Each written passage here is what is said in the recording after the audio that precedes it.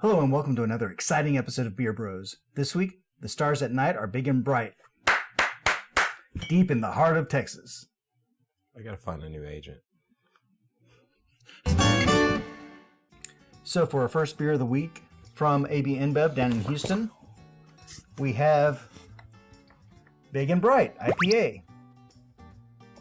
All right.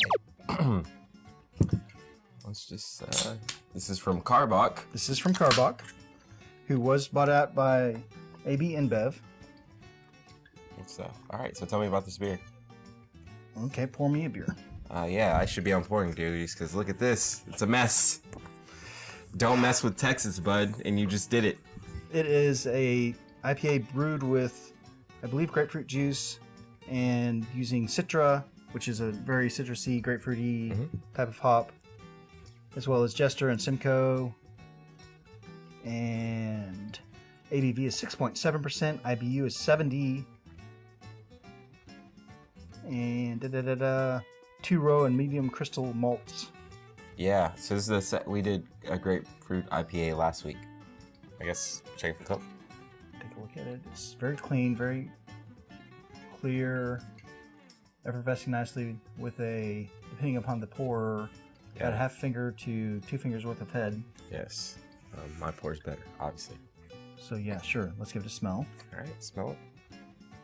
Certainly get the IPA and the citrusy aspects of it.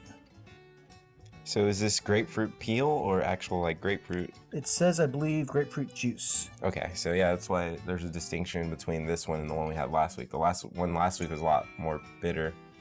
Shh. Say, girl, it can wait till later. I'm gonna give her a smiley face.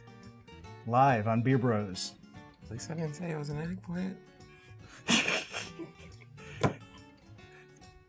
So with that, we're gonna drink it.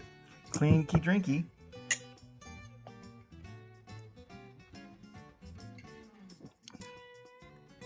Very pleasant, very citrusy. Oh wow, very citrusy. Not very hoppy. Smooth. Well, not very piney. Piney Northwestern hoppy. This is definitely. So it's not the Cascade that we normally get. Right. For a while I thought you were a Cascade shill. Not quite. Yeah, we know you're a sour beer shill. Karbach, along with other big breweries like Wicked Weed, were bought out by AB-InBev. Do you have any opinions on that?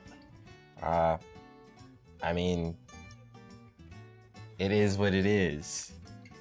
There's some people like Jester King, and Jester King posted, one of our core principles is that we do not sell beer from AB-InBev or its affiliates. We've chosen this stance not because of the quality of the beer, but because a portion of money made off of selling it is used to oppose the interests of craft brewers. In Texas, large brewers and their distributors routinely oppose law changes that would help small, independent brewers. We choose not to support these large brewers because of their political stances and in some cases their economic practices as well.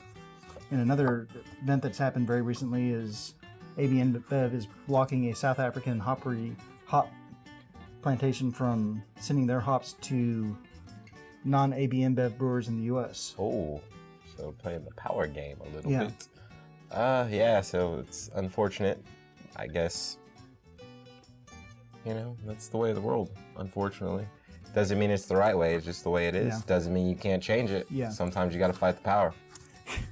Our friends over at the Brew Review crew, I said it, are of the opinion that it will give Wicked Weed and other AB-InBev acquisitions better benefits for their employees, allow them to produce more beer and take more risks and more research and development capital. As long as the quality standards of the beer doesn't take a nosedive, they're okay with it. I mean, I can agree with that, but you know, how often does tyranny work?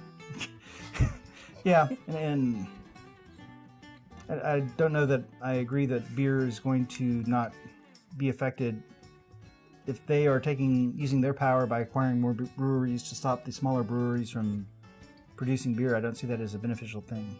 No, but I mean, it is nice to see some people actually cash in on their hard work, but sometimes the cost-benefit analysis doesn't really work out in favor of, you know, the original plan or the goal or the mission that your company might have.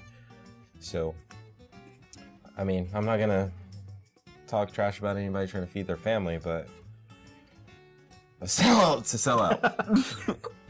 So what do y'all think about that? Do you think that AB-InBev and other large organizations buying craft breweries is a good thing for the brewers and their employees and their families, or is that in a way damaging all the other breweries, or do you have a different opinion? Let us know. And be sure to like, comment, and subscribe, and we will see you next Wednesday for more beer. Until then, Beer Bros out. You gotta be serious for this episode.